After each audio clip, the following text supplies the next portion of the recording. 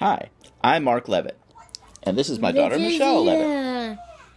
And this is the story of the frog. Ready? Bye. Once upon a time, there was a frog named Michelle, and she liked to jump around. So one day she was jumping around, just hopping, jumping, and she was outside, and she ran into a family having a picnic, and she decided to jump right into the dad's chicken soup. She went like this. Splosh. How'd you go again? What'd you do? She went like this. Splosh. Well, the family was flabbergasted. No frog had ever done that before. And the frog spilled chicken soup all over the dad's suede suit. Now, why the man was wearing a suede suit to a picnic is questionable. But anyway, noodles were dripping down off his arm. He had broth covering his suede suit. And then bits of chicken littered across his suit. He looked like an idiot. But instead of the family getting belligerent and upset at the frog, they decided to invite the frog to eat with them.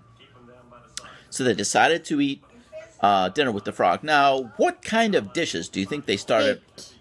Now, I don't think they would start with cake. I mean, cake is a good final dish, but perhaps something to whet the appetite first. Perhaps a nice aperitif. I want the blob. Or a salad. I want the blob.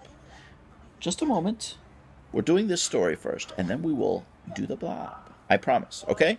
So anyway, the family first served chicken fricassee, then duck à l'orange, then beef stroganoff. Okay. All right. They finished the meal with a devil's food cake. I want to do done eating. When they were done eating, they got bored, and they got bloated. They felt that, that heavy feeling. When you finish a good meal, you know what I'm saying. You know what I'm talking about. So anyway, they felt bloated. They felt full.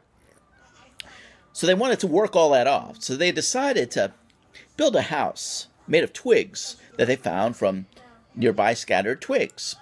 So they built the house, and on the first floor of the house, what did they decide to build? A TV. A TV, excellent.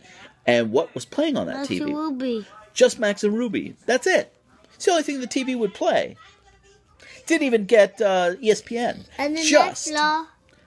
The next floor, what did they decide to put on the next floor? A play area. A play area. That Michelle could play anything she wanted. They also decided to build a pool. Now, a house of twigs building a pool in, you would think would be... Ask me to pay for this stuff? You would think it would be difficult. Yeah, and would costly. But they did it. They built a pool. And they put it in the house of twigs. You asked me to pay for this pool? You asked me to pay for this pool? No, it was free. I mean, they built it. They didn't hire a contractor. I mean, they did their own work. So then, they also built a tennis court where Michelle could play tennis. Did Michelle like to play tennis? She hit. Yeah, she hit, and she returned volleys, right? So, she was a great tennis player. Dow. No one had hands like Michelle. Wow. Now, this is an interesting strategy in tennis to divert complete attention away from the game of tennis and make these bizarre noises. So, good plan, good strategy. All right. Anything else they decided to build in this house? Yeah. What? Cat. A cat. A British coat. A what? A British coat. A Platis court. I don't know what the hell that means. A paca. A paca. Now that I've heard of. No. But anyhow, so they built this luxurious house. A kakik? What is that? Max and Ruby. Yeah. Max and Ruby. Okay.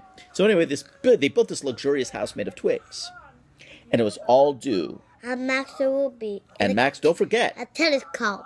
A tennis court. That Michelle could hit. He could hit and return volley. And she beat the other players 50-love.